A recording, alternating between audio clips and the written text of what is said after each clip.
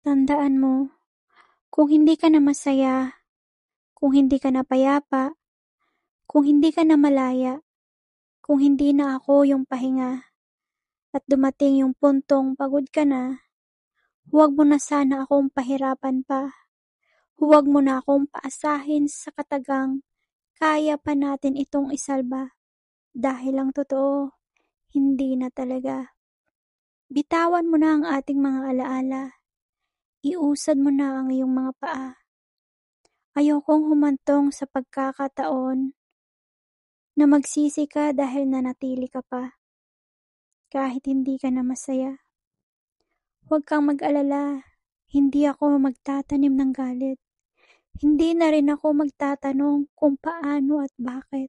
Malaya kong tatanggapin na tapos na ang ating kwento.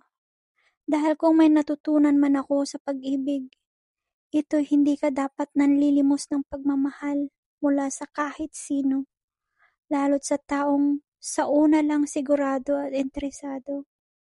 Tipong pagdating sa duloy, mapapagod na sa'yo at susukuan ang iyong pagkatao.